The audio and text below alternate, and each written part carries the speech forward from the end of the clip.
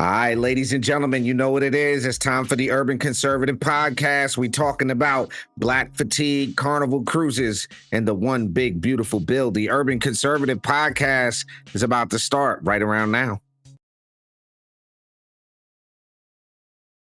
Welcome to the Urban Conservative Podcast, where we do not believe that avocado toast lend because cars use gasoline.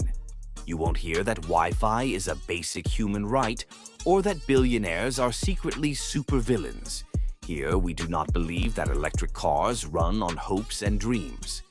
You also won't hear that anyone who disagrees with us is a fascist or that socialism will make everyone rich. You won't be gender affirmed or offered any opportunity to share your preferred pronouns. If this causes you any discomfort, please rest assured that we couldn't possibly care less. For everyone else, thank you, and please stand by. My fellow Americans, it's time for the Urban Conservative Podcast. This is without a doubt the best podcast on the internet. It's about to go down here on the Urban Conservative. 3, 2, 1. All right, ladies and gentlemen, you know what it is. It is time for the Urban Conservative Podcast. Yours truly, Abdul Ali, with my twin brother from the same mother, no other, Raheem, Architect Soto. This is the Urban Conservative, where we help you understand reality beyond all narratives. Our mission here to share conservative values and principles, as well as the benefits of conservative policies to urban communities across the nation. We do that via this podcast, and we be in them streets. And speaking of being in them streets, my twin brother Raheem is in the streets in a major way. I'm going to make this big so you can plug away, bro. Well, ladies and gentlemen, welcome back to the Urban Conservative Podcast. But we do got to drop, we got to pay the bills. We got events coming up. Very, very big event for me. For those who don't know, I am running for Suffolk County Legislative District 2. Here in the beautiful state of New York, where we want to be the beautiful state of New York, here on the east end of Suffolk County. I'm doing a virtual meet and greet live on Zoom, July 17th, 2025, 7 p.m. If you're in the area, you want to come on, ask some questions, voice your concerns. The link is on the screen, soto4suffolk.com/meet the candidate, where you can RSVP for the live Zoom. I'll also have local elected officials on that Zoom with us. I have a special guest opening from Councilman Rick Martell. Will be in the building. East Hampton GOP leader Manny Villar will be in the building, as well as other East Hampton candidates. And I might have some other special guests popping through the Zoom. But that is July 17th, 7 p.m. If you are in the Southampton town or East Hampton area, come on the Zoom. Come and meet your candidate. Come and check out my ideas on how we can have a safer, more affordable East End, how we can help our small businesses, how we can protect our environment. What are my plans? What am I standing for? Come learn all that beautiful stuff that night. All right, I'm done with the plug. All right, plugged away, bro. Appreciate that. Ladies and gentlemen, welcome to the Urban Conservative Podcast. Once again, we've got a very interesting show for y'all tonight. As you can see, we can't just switch gears like that. So this is our first show back since the 4th of July, right? This is true. We have to say that we hope y'all enjoyed your 4th of July. We also have to say that our hearts and our prayers go out to those families in Texas dealing with that flood situation. There's a lot going on, but we haven't been here since the 4th of July. So one thing I want to say about the 4th of July, I gotta ask this, and y'all let us know in the comments if you experienced this. Did anybody tell you when you had your festive 4th of July stuff on, did anybody come up to you and go, "What you celebrating the 4th for, my brother? We wasn't free on the 4th." Did you run into any of that? So respectfully, I'm in Macy's. I'm in Macy's because I'm going to and this is on Friday. This is on Friday. No, I'm wrong. This is on Thursday. This is Thursday, not the 4th. Friday was the 4th. Okay. This is on Thursday. I'm in Macy's, and I'm going to get a pair of shoes to go to this event. And I find a decent pair of shoes, and I'm walking in a large woman in a mask, a large melanated sister in a mask. I just have no other way to put it.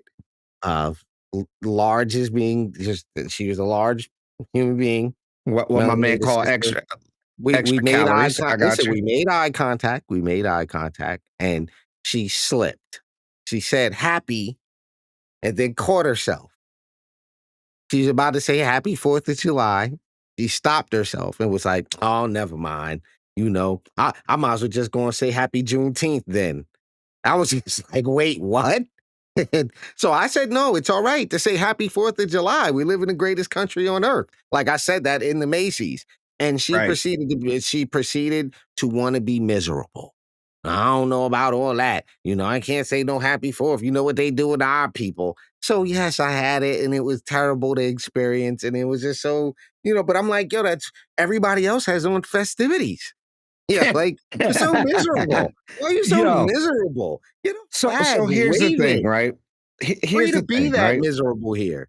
When people say stuff like you know what they do in our people, you know what I think about? This is what I think about right here. When you say they know what you're doing to our people, let me pull my screen up, bro.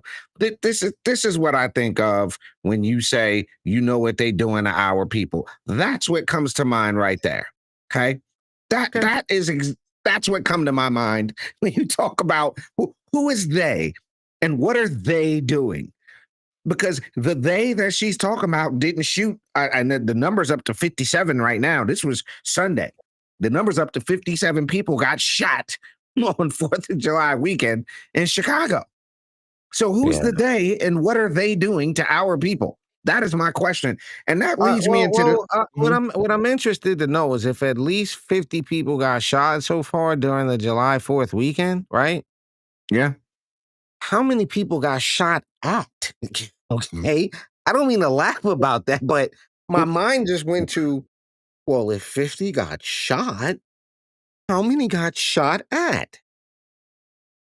That's a That's great insane. question. So the idea is this. The idea is that we're gonna ignore that there's black leadership in government. We're gonna ignore that there's black leadership in law enforcement. We're gonna ignore all of the factors that contribute to these type of statistics, and we're gonna blame this imaginary white devil.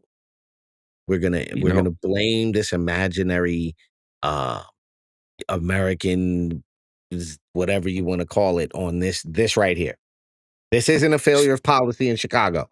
This isn't a no. failure of culture in America. This isn't a failure of a very particular subset of culture in this city.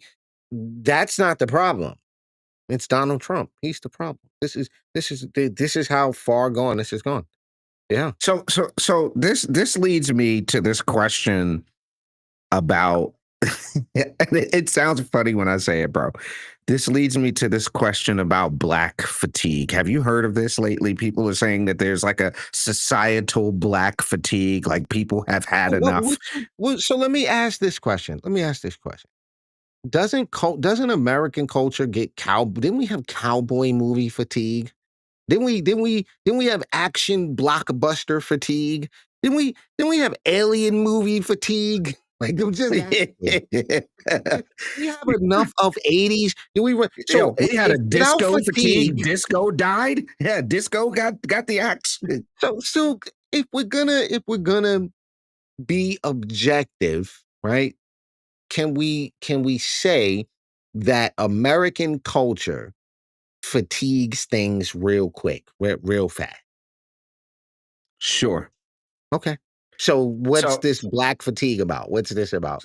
so this black fatigue is partially what I'm hearing now is that people have had enough of the ratchet, of the perception, and look, call it a narrative maybe, but the narrative is that black people in the United States are by and large obnoxious and rude and ill-tempered and mean and all practice ghetto. Matter of fact, I want to show you before we talk about this Carnival Cruise thing because they're getting called racist. I want to show you what people are talking about by saying black fatigue. I hope you're ready for this. I'm not gonna play the lyrics because Don't I get don't us want to get. banned. Don't get us banned on Facebook, sir. I'm not gonna play the lyrics because I don't Yo, look at the name of this song, bro. It's called Yeah, but you Plan can't B. play this right now. You can't play I'm this. not gonna play it. I'm not gonna play it. But look at this. Look at this. This Oh, is no, this is that's the big girl that got kicked. They lost the thing. Yeah, okay. look at this, and this is what people are saying. No, you're making a mistake right now. No, stop. Just pause it right there. Pause it right there. You're making a mistake. This Mhm, is why I say you're making a mistake. Okay. So we gotta separate reality from the internet. The internet's not a real place. mhm, Those are mhm. real people on the internet, but that's most of us, most of their views are the rest of us sane people going to laugh at this. That's where, like, no one really, the group of people who really take this serious, they're such a subset of any group, right? Of any group. Like if you wake up and you want to go do this and this is what you want to do, it's easy to pick out your demographic. It's easy to pick out who you are. There's a very, there's some criteria that we can guess with our eyes closed. Soon as I have this baby, he gonna say I drive him crazy. Please stop nothing. I'm shaking. What, bro? You sure What? that a 40-ounce right there in her hand? That is a 40-ounce. What? Oh my God, what is happening right now? Stop. Just stop playing this now. Stop. Enough is enough. Enough is enough. But this Because is listen, what they saying stop. is black though. Somebody, people pulled up somewhere in front of a KFC and put their camera on the tripod and went out there and did that, right? And this is what we're calling the culture now. Now, I'm going to be excoriated in a demographic of people, and even sometimes we get threatened by this for saying this isn't the representation of the Black community. This is a small subset, and most rational people understand that. But it gets a lot of attention. It gets a lot of attention. And there's a lot of young people who think this is normal, the way that they should behave, the way that they should act, and like, the doing it for the views, if you will, and all that. So, I get it, but why are we watching this still? So listen, this is part of what is giving people fatigue, bro. People are Yeah, getting. so are you asking me if I've had enough of this? Have you had enough, bro? Have you had enough? Wow. 100%. 100%. I've had No. enough. I've had enough. Okay. I'm done. But listen, this is where you have to decide where you're gonna live. Okay. Mm, And when I say where you're gonna live, the type of day-to-day reality you're gonna choose to have. Are you gonna pick up that phone and scroll through Instagram? Or are you gonna live in the real world with the rest of us grown people who have things to do? Like, we have things to do. We don't Now, have time for that. now I'm gonna make this big because I want you to see this. Because what part of this black fatigue thing is they're calling Carnival cruise ships are racist, right? And we've all seen the videos of what goes down on the Carnival cruise ship. Now, let me just say this to you. I personally don't do the ocean. I just don't do it. Let's I don't start care. there. Let's start there. I don't wanna go on a cruise, right? I love the ocean. I wanna start there. I love the ocean. I love From the everything beach. about the ocean. No, listen, I don't mind going out on the boat a little bit. I don't mind that. I love the No, no, no, ocean. no. You don't mind that. I don't love being in a boat for more than a day or 2. Like, I No, no, no, don't wanna no. be on a No, boat you're overnight. I don't wanna do no, that. no. You're Um you are this is Ali for ladies and gentlemen, for y'all know who's saying what. I don't want to go on a boat far enough away to where I can't see the land that I just left. I don't want to do that. I, Oh, that's so I fun, though. it's not fun for me because I've watched entirely too many of these ocean documentaries, and I don't know what's in there, bro. I have no interest in Yeah, becoming okay. Fair no, fair point. no, Fair, no, I no, no, understand, no. but it's No, beautiful. look, It's beautiful, it but is. I would I, not if I'm gonna go on a cruise, right? And I've done my research on this because I have friends that love to go on cruises. They however will not go on a Carnival ship. They will not do it. They refuse to do it.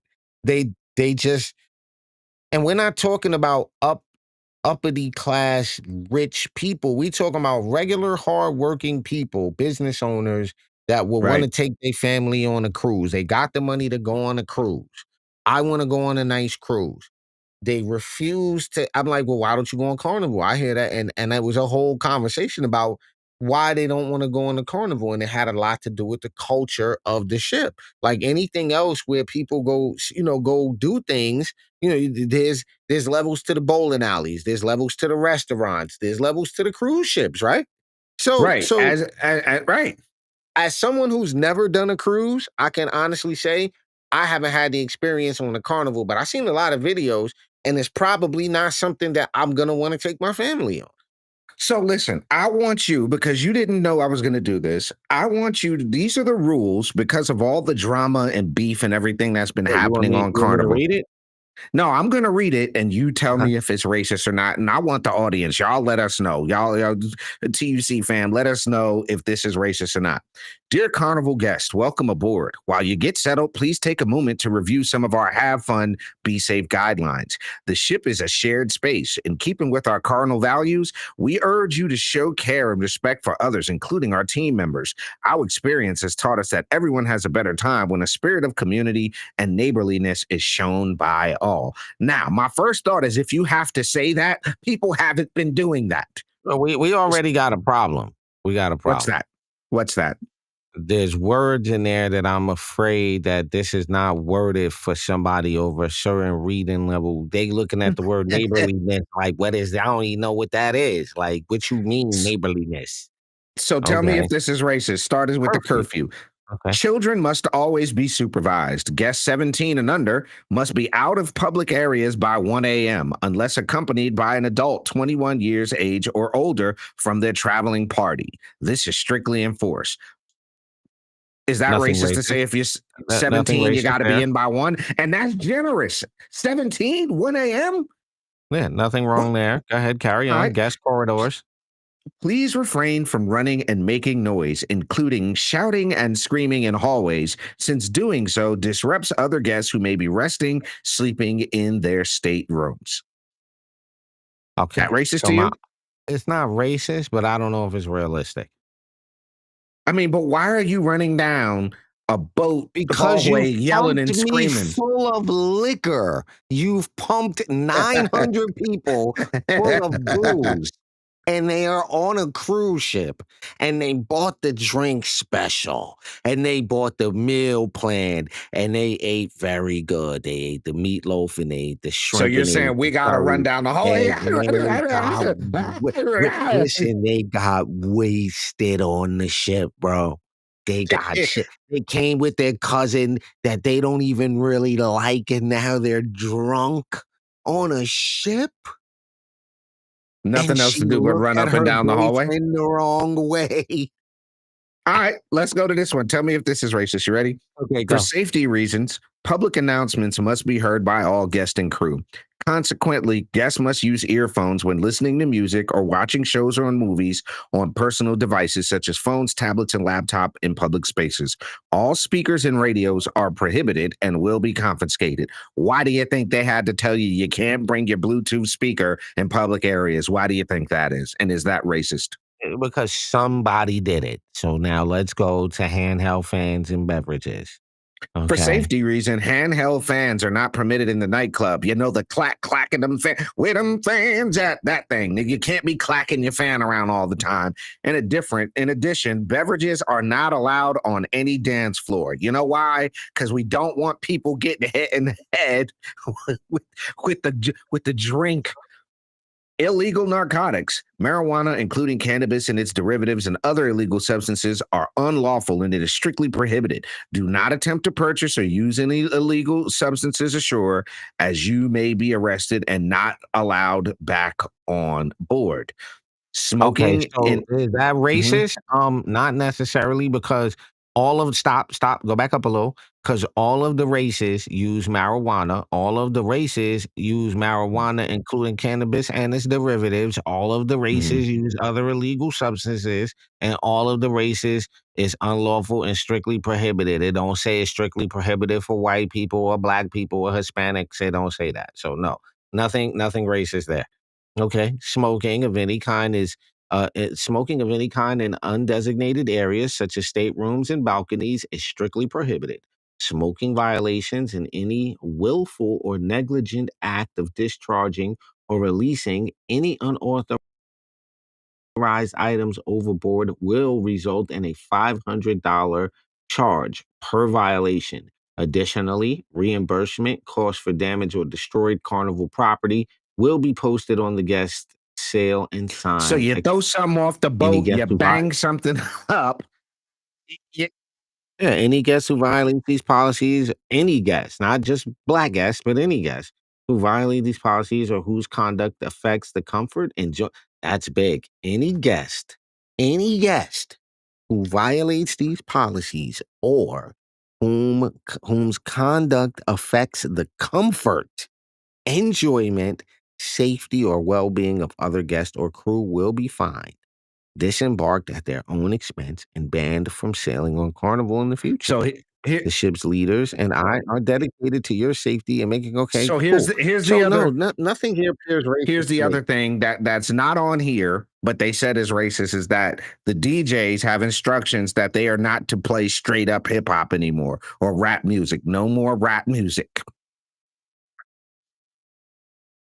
That's sad because that's not what they were playing in the first place. So there's a problem there. Yeah. Yeah. So Yeah, that sucks. That sucks because they think the mumble drug music they listen to now is rap. They have that confused. That's sad. Tony Yeah. Cunningham said the memo is not racist. It's a reminder of the fact that you are not the only individuals on the vessel. Consideration of others. Ignorance comes in all shapes, sizes, and colors. Bang, grand opening, grand closing. Tony Cunningham. Nothing else to There say you about go. that. Nothing else So, to say look, about ladies that. and gentlemen, we're going to take a very quick break here on the Urban Conservative Podcast. When we come back, we're going to talk about the one big, beautiful bill. We'll be right back here on the Urban Conservative Podcast. Y'all don't go nowhere.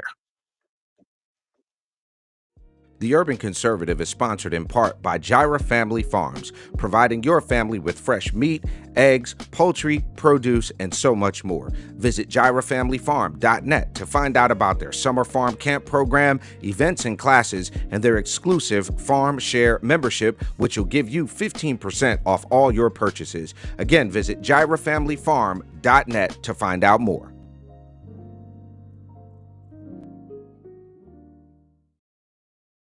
All right, ladies and gentlemen, you're back on the Urban Conservative Podcast. I was going to jump right into the one big, beautiful bill. All I'm going to say is this, bro, about the Carmelo Anthony case.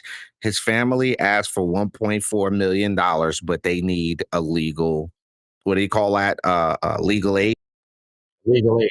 That's Yeah. bonkers. Yeah. That's absolutely bonkers. Oh, part of the game. Part of listen, I don't even want to. That's such It a is. mess. That's So such a look, mess. That is on the such a tail mess. end, let's Okay. deal, and I really like the way this is done up. This is the part where you're gonna want to share this video. You're gonna want to make sure as many of your Democrat friends see this as possible, because we're gonna run through some of the biggest myths and some of the biggest facts about this one big beautiful bill. And let's start right here, bro. Hold on, where am I at? I'm gonna start right here. So here's a myth: the one big beautiful bill. Okay, wait. You should have let me tee this up with this other thing because it has everything to do But we're gonna with what So we're happened. gonna get here. That's why I pulled this one up first. It says the Okay, go one for it. big beautiful Let's deal with bill myth one. will hurt low income families. The fact is, the big beautiful bill is the most pro family legislation ever crafted. It will deliver bigger paychecks, expand opportunity zones, childcare access, increase the child tax credit, and create newborn savings accounts. Versus the fear monger, right? And I'm gonna find it. I have it pulled up. It was on your page. I got it. Versus the fear monger, that's the fear mongering, I should say, that's been going on. I'm going to let you run this down. Go ahead. Okay, so no, scroll down to the thing because what you just debunked, and I have to set this up. So this came from one of the Suffolk County legislators here, the Democrat legislators, and you see what my post says up top, Ali. Let me see that up top. So I said, let's Democrat fearmongers at it again. With all due respect, This is more fear mongering than fact. And right on time, they go after an attack. I can't see the size of that, Ali, so you have to read what's on the So they document. But I'll debunk the claim. So let's read what they claim about food banks are losing critical funding. What did the So this Democrats is say a here in Suffolk County that they're joint floating? statement from New York State Senator Monica Martinez, New York State Assemblyman Kwani O'Farrow, Suffolk County legislators Jason Richburg, Rebecca Sannon, and Sam Gonzalez, and Islip Town Councilman George Guadrone. As local elected officials serving the towns of Islip, Huntington, and Babylon, we are deeply alarmed by a series of harmful and destabilizing federal actions that are hurting the very families we are elected to protect. We hear it every day. Food banks are losing critical funding while SNAP and other anti-hunger programs are being slashed. Stop. So food banks are losing critical funding while SNAP and other anti-hunger so that's the claim. Let's debunk this. So the 2025 federal budget increased SNAP by 6%, reflecting a continued COLA adjustment for cost of living adjustment for food price inflation. That's per the USDA 2025. Feeding America's own 2025 analysis shows overall public plus private food support at record levels, partially due to pandemic era expansion. Still, that money's flowing. New York State itself increased funding for local food banks by $36.9 million in fiscal year 2025 per Hochul's enacted budget, countering the local gaps that they may have seen. So that's debunked. We're done there. Healthcare advocates are sounding the alarm over Medicaid cuts that will endanger children and leave seniors without care. I want to deal with that one. I'm going to deal with that one directly. Where did it go? Here's where I want to deal with that directly. Okay, hold on. Where's it at? Here you go, right here. Bang. The One Big Beautiful Bill protects and strengthens Medicaid for those who rely on it. Pregnant women, children, seniors, people with disabilities, and low-income families, while eliminating waste, fraud, and abuse. The One Big Beautiful Bill removes illegal aliens, enforces work requirements, and protects Medicaid for the truly vulnerable. Here's something that I want to do, right? This is something that, it freaks me out that people don't do this. Guess what this is right here, ladies and gentlemen? Guess Let's pull up the bill. But to that, I wanna before you read that bill, I wanna say this because this is relative to not only having a counterpoint and a mouthpiece against this type of fear mongering in the community and this type of politicization of can you say the word? Say it. politicization. Yeah, Is that right? yeah. All right, I want to make sure I said that right. So the facts are New York, right? New York's Medicaid program grew to $108 billion for fiscal year 25, up from $92 billion, a historic high. So the so-called federal Medicaid cuts were not across the board slashes, but ended temporary COVID matching boosts for certain programs.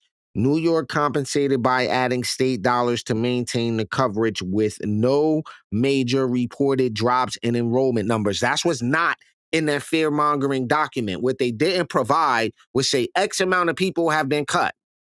X amount of people have lost their, because then I would have to agree with you.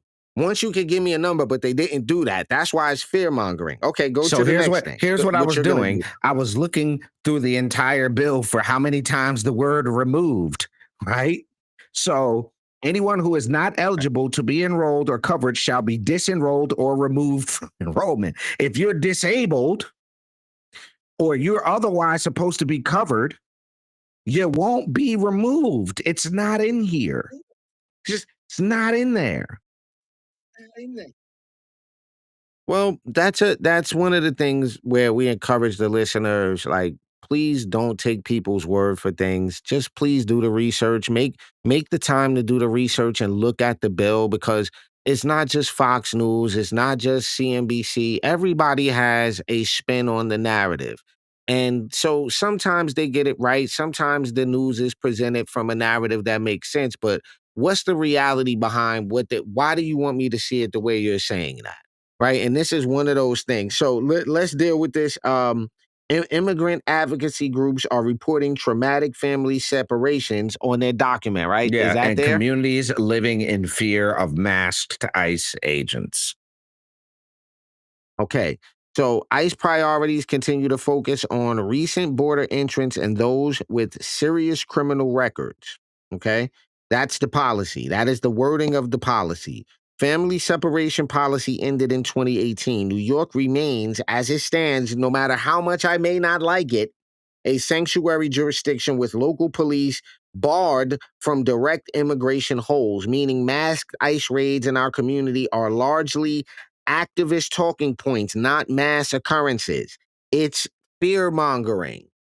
It is 100% fear mongering. There's no reality to the claim, right? That claim.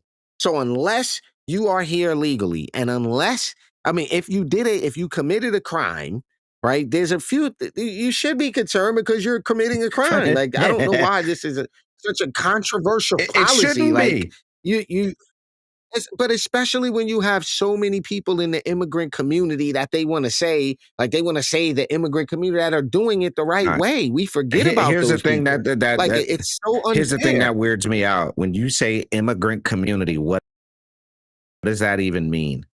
Exactly. I'm like, Like what? what? What? Okay. So here's the other thing, the big one, that this bill is going to punish vulnerable Americans with work requirements. The 20-hour weekly work requirement applies to able-bodied adults without young children, promotes dignity, stability, and families. Did you know that 72% of able-bodied people that are receiving SNAP reported no income? I'm not cool with that. Yeah, I'm not cool with that. no, that's not a thing. That's That's not a not thing. that we That's shouldn't not be a thing. doing that. So then you also have this one. Okay, so Only 28% of go able-bodied ahead. adults on SNAP work. The One Big Beautiful Bill promotes work responsibility, restores SNAP to serve the needy. That's it's big because you keep hearing them say, Yeah, but you got to remember something. The political appetite from the Democrat Party has not been an advocacy of working. They're not an advocacy of that. They're an advocacy of giving. Of government is your provider. Government is will take care of you. Just keep electing us. Let us keep raising our salary. Let's not streamline any of this. Let's make more bureaucracy. Let's not look at our processes and see where we could save money or where we're over duplicating things. I mean, it's insanity. So real quick before we get out of here, the other claim that these local legislators made that I want to rebut is that cuts to Section 8 will displace thousands. So the fact is that for fiscal year 25, HUD budget was increased to 73 billion with specific growth in tenant-based rental assistance. Okay. And even with debates on administrative caps, the total vouchers funded grew by approximately 55,000 nationally this year, not shrunk. So New York's own allocations are stable or growing under its partnership programs with HUD. So mental health resources are dwindling. For New York's 25 fiscal budget, it included $1 billion in new mental health packages. So they can't have it both right. ways. And I want y'all to understand that. And politically speaking, I think it is a disservice to your constituents to fearmonger that way. It's a disservice. I don't understand why the official town logos are allowed to be put on opinion pieces like Well, that. look, and Because anybody can easily debunk that even statement. here, we had Congresswoman Alma Adams talking about people gonna go hungry and starve to death if we don't if this bill passes to death. And I'm sitting there going, what's the obesity rate here again? Like, Well, you listen. That is it's almost there's no actual intellectual process that Democrats are using to derive their talking points. I think that the talking points are just devoid of any logical conception within the putty contained inside their skull mass. Like there's just like a lump of something in there where logic is just not able to penetrate. You got to understand something. You have to understand this.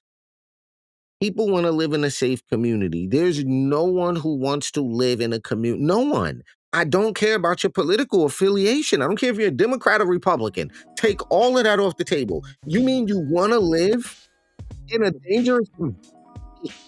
Nobody would do that. So, listen, we got to keep doing what we're doing. That's all. Are we out of here now? All right, we ladies done? and gentlemen, get in the comments. Do I have to plug again? Can I plug again? Yeah, before we you plug, ladies and gentlemen, get in the comments. Let us know the craziest things you've been hearing about the One Big Beautiful Bill and what's going on in your neck of the woods. Go ahead, plug this event again, bro. I'll make it big. Go ahead. All right. Once again, ladies and gentlemen, I really appreciate the support. Again, I'm running for Suffolk County Legislative District 2. That is the town of Southampton and all of the town of East Hampton here in Suffolk County. I'm running to make sure we have an affordable, safe community that our kids will have a future looking forward, here in the generations to come. We can only do that if they can afford to stay here, and it doesn't take, it doesn't break them to build a home and get a career and stay here. So learn more about my platform, July 17th, 7 p.m. The link is soto4suffolk.com/meet the candidate. Again, I'm going to have some local elected officials on, some candidates from the next town over. We're going to lay out our platform and hopefully earn your support. Once again, July 17th, 7 p.m. Meet the Candidate Night live on Zoom. You know what it is. All right, ladies and gentlemen. We have been the Urban Conservative Podcast. You see the screen, bottom of your screen, $ TU Conservative. Show us some love on Cash App. You can sponsor the platform by visiting tuconservative.com. Make sure you share this video, like, share, follow, subscribe. Make sure you do all that good stuff. We'll see you live and direct next Monday night right here on the Urban Conservative Podcast. For my twin brother, Raheem Soto, I'm Abdul Ali. This has been the Urban Conservative Podcast. Peace and love, y'all.